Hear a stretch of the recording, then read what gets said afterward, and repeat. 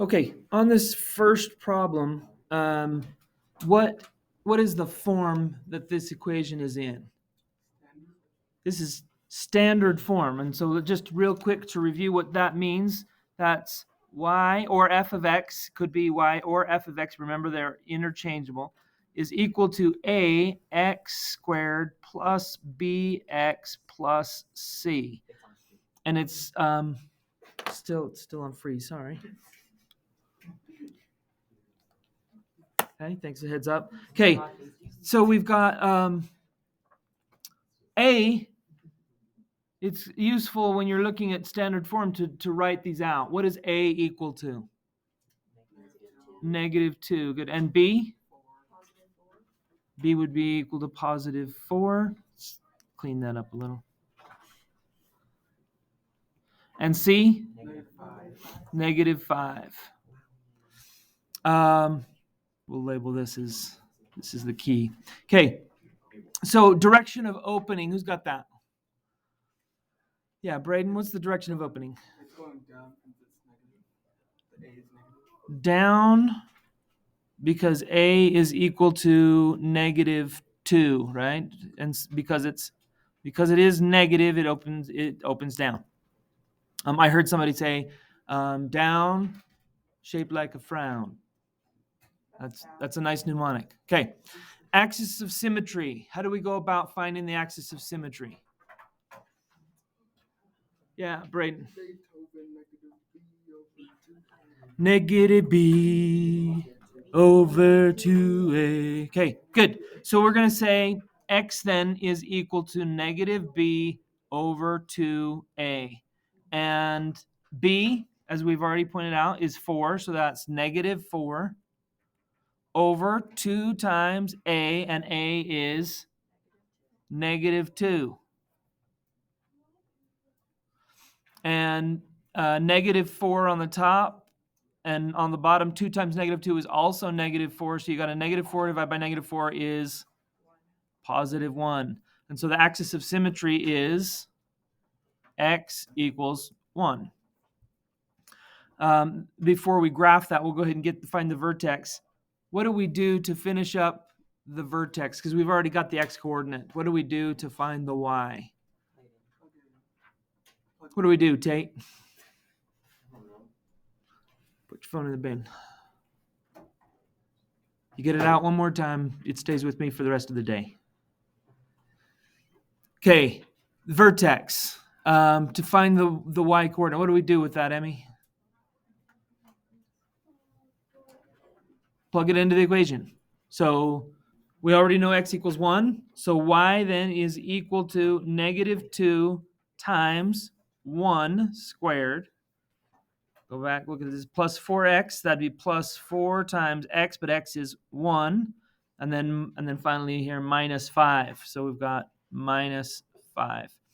And then this right here, you guys can just plug that into your calculator and get a value.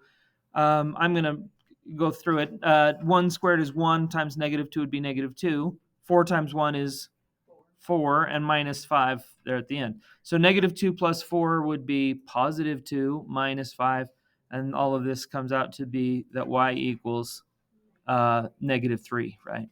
So our vertex is the point 1, -3. So I can go over to my graph and graph what I know so far.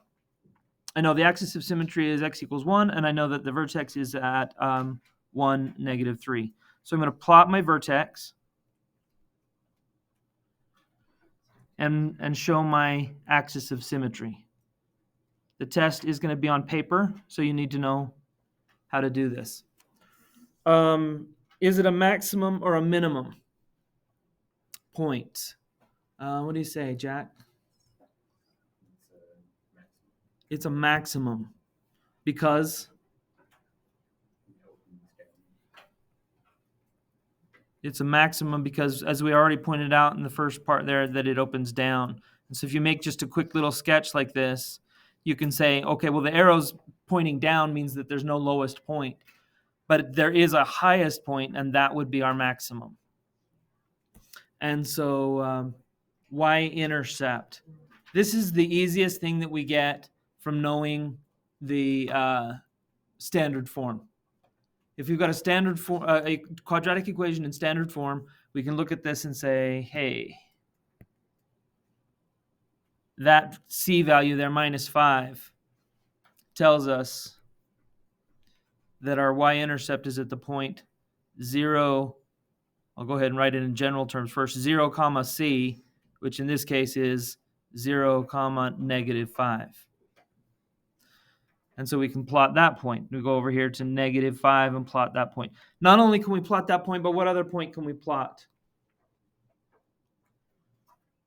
Rachel? 2, -5, because it's the opposite on the axis of symmetry. Yeah, it's on the other side of the axis of symmetry. 1 unit away on the one side, 1 unit on the other side is another point that mirrors it. Excellent. Domain. What's the domain here? Abby? -infinity to infinity. Is that specific to this particular quadratic function? Is that kind of special for this particular? No. They always are the same. Good. Okay, how about the range? Who's got the range here? You got this, Trey? The range is -infinity to -3.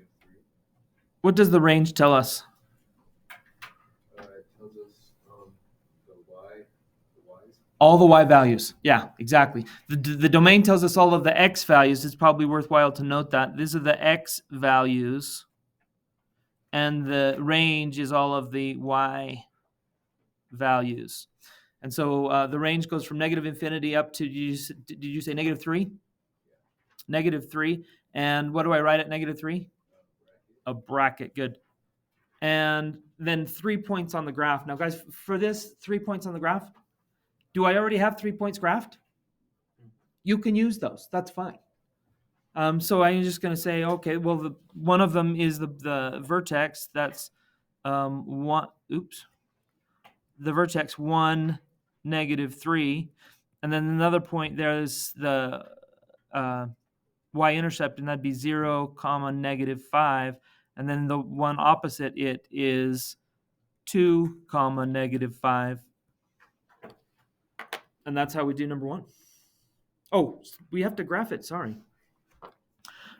So I've got these 3 points, and I'm gonna just make a little curve here, and it's gonna look something like that. Okay, and then we'll come back for another video here on the second